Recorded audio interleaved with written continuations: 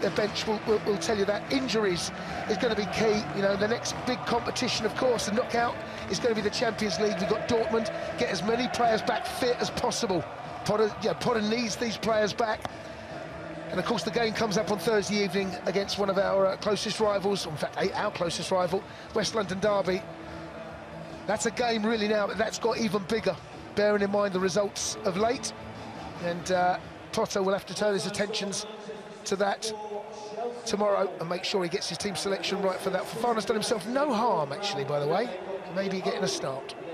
2 for Mahrez, 1 for Alvarez, 1 for Foden. Chelsea out of the FA Cup at the third round stage for the first time since 1998. Final score, Manchester City 4, Chelsea 0.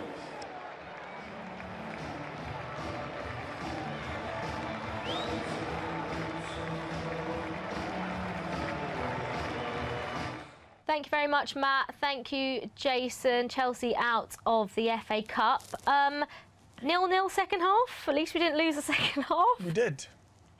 Yeah, the fight just wasn't there. The game was done, though, wasn't it? Manchester City came out in the second half, and basically they knew the game was done. And they weren't. It did really look like they'd taken their foot off the gas completely, just almost knocking it around, and we just had no response. Yeah, it was a below par performance, I guess. Yeah, I don't think we were just enough of a threat, you know, for us to lose 4-0, and for us, I think we only had maybe 2 or 3 shots at goal. I was going to say, I think maybe 1 on target, maybe. It might have even been going wide that from Mason Mount that the keeper got a hand on. You probably don't do yourself much favours in terms of, you know, being able to win a game against such a difficult Man City side. Like, it is worth remembering that it is Man City, and they are, you know, they've dominated domestically for the last few years. And even their B team is better than most people's first teams, especially given our injuries as well. This isn't Chelsea's first team. It's not even close to being Chelsea's first team. But we have to remember that their squad is absolutely ridiculous, Abby. People like Mahrez and Foden, in their B team, it was going to be a big ask for us to go out there and win today. I think we just wanted to see a little bit more fight, I think, from the players, didn't we? Maybe a little bit more pressure.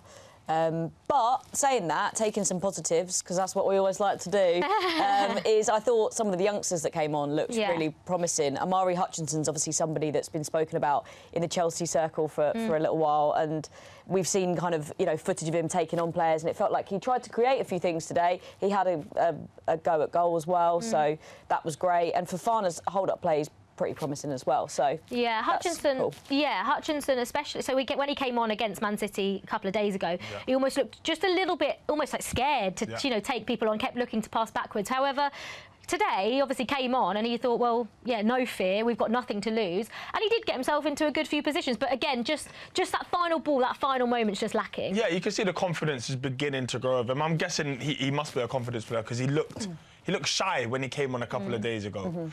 He looked a bit braver today. The final pass wasn't quite there, but you could see that he was willing to get in positions. I think he even switched flanks and started to work his way into the game. And there were points in that second half, albeit because Man City took their foot off the gas, where we started to play the game slightly more in their half and to get in their faces and to try and press them and probe them. But it wasn't enough. But there were a few bright moments in there. A couple. Something you could take. There's bits in there that you can definitely take. Yeah, and another thing about Amari Hutchinson I just really quickly wanted to add is even right up until the end of the game, he was also tracking back as well and kind of doing some of the defensive work. So, you know, you've got to salute him for that. Yeah, absolutely. You mentioned Fofana there. Do you think, Dan, that Fofana's put himself in with a chance of starting against Fulham? Given the form of our attackers, no one's really in form. Yeah. And it was a really difficult game for him to come into. We didn't have much of the ball. All we could have asked of him was to hold the ball up and try and bring others into play. And he did that. I think he got loose change out of the defenders. You know, whether it's a foul, a throw-in, he was always managing to get there in front. I thought he was actually quite neat. Didn't have much service, so he was starved of what he could be. But I would start him. I think he's done himself no harm there. I think when you look at, you know, the players' form and their fitness, it's definitely a 50-50 shout. Yeah, absolutely. We're looking forward then, because we've obviously got fixtures coming next Thursday, next Sunday. that Fulham game, I think Jason said it just in commentary, it's almost so much bigger now, isn't it? And a game against Fulham you would never expect. I know it's a West London derby, but usually we'd be like, should be okay. But now, this is way bigger for us than it is them. Well, yeah, they're ahead of us in the table at the moment. This is huge, much bigger than it's been in recent years. And Fulham are looking really good at the moment, not to be underestimated. I know Mitrovic is going to be out for that game, and obviously he's been banging in goals for fun. We're really going to want to win this, and to be honest, we need to win it. Is it a must-win game already, or is it not a must-win game? Is it maybe Graham Potter trying to find a performance? I think it is must. I think they're all must-win now. I think we're you know, look, we lost twice to Man City, so sometimes it will look worse than it actually is. But we haven't been in good form. We're dropping off in the table, and we're losing out on that race for the top 4. We have to start winning games now. I think it is must-win. I really do. I think they are all now very important. I know they always say your next games are most important, but they really are important now if we want to have any aspirations of being in the Champions League next year, without winning the Champions League, of course. We don't want to chuck in that, you know, sacking a manager pre-season, bringing another manager in and going on to win Champions League, because that is what Chelsea do. But are we still aiming for top 4? Is that still Chelsea's aim? We're not even halfway through the season yet. We can see here is the Premier League table.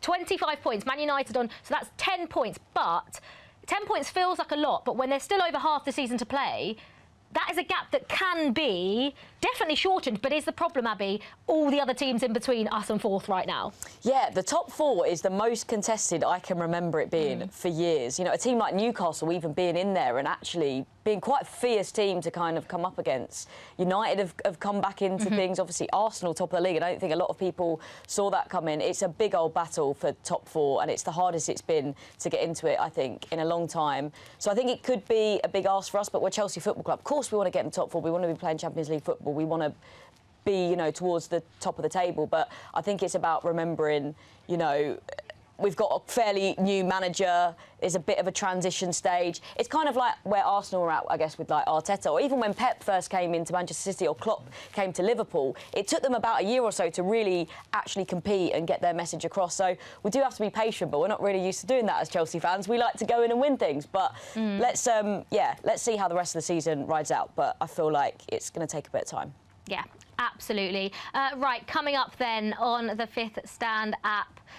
This week, of course, Matchday Live is on Thursday. Fulham against Chelsea, a West London derby, will be live from 7 p.m. And just 3 days later, on Sunday, Chelsea welcome Crystal Palace to Stamford Bridge. Another huge game in the Premier League will be live on the Fifth Stand app from 12:20 p.m.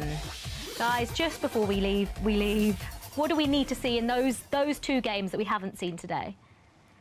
Goals. Shots. Yeah, shots good. Yeah. Just chances created would be nice. Yeah. I think they'll be obviously there'll be easier games. You know, we expect to control possession, but I think we do need to take more risks. You know, when we get in front of goal, be brave. Be brave. Shoot from 25 yards. Shoot from 30 yards. Test the keeper. Test the keeper. If we don't test him, it's going to be tough to win these games. I'm going to ask you a tough question now, because I'm going to ask you for a one-word sum-up of today, Abby. I'm going to say youngsters. Yeah. Because we saw something good from them. Yeah. Humbling. Yes, I think that That's a real sums it one. up. Yeah, I felt that on a deep level. Yeah, so did I. I'm going to go have a cry. Yeah. Abby, Dan, thank you so much. Thank you, everyone, for watching. It wasn't to be. Chelsea losing 4-0 and out of the FA Cup. But we go again in the Premier League against Fulham on Thursday. We will see you all then. Bye-bye.